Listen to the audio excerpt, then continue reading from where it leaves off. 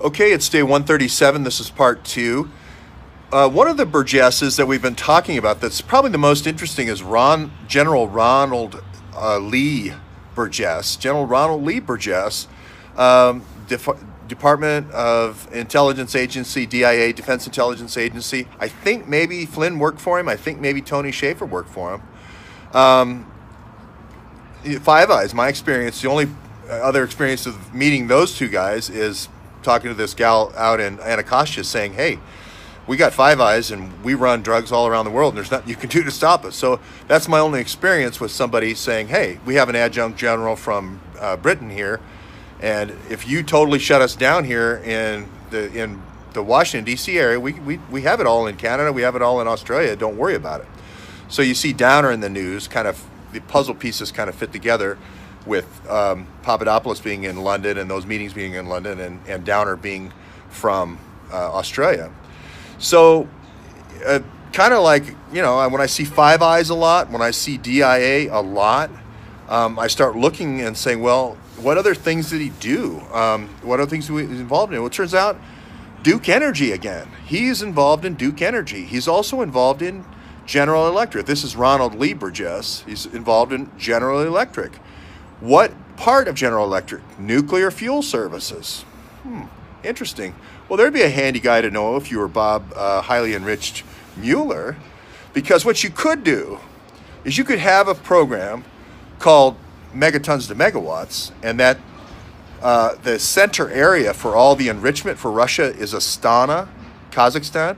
You could basically take what should be down blended and sent to the United States, you know, kind of turning gold coins into pennies.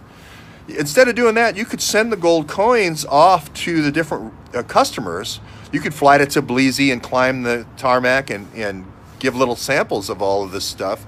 You could sell it across the whole nuclear shelf. You could go all the way from Ukraine to Iran, all the way to Iraq.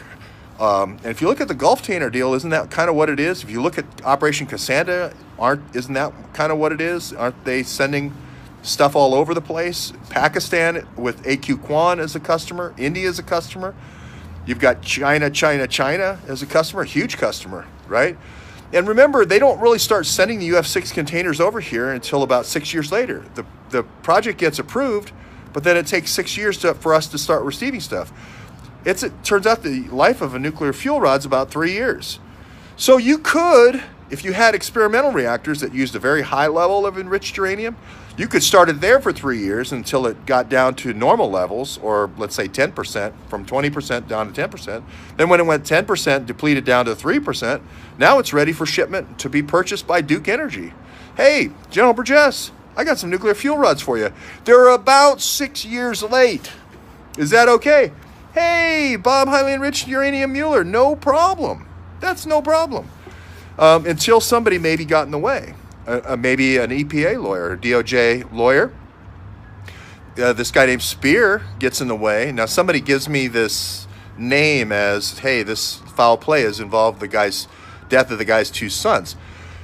He only has 10 cases. I went and looked him up. This lawyer has 10 cases. 6 of them are against guess who? Duke Energy. Weird. Now it turns out that Mr. Burgess also worked for Duke Energy. So I just look at, you know, commonality and just look and see where, kind of follow the blood trail, follow the nuclear Bob Highly Enriched Mueller trail, and see where it leads.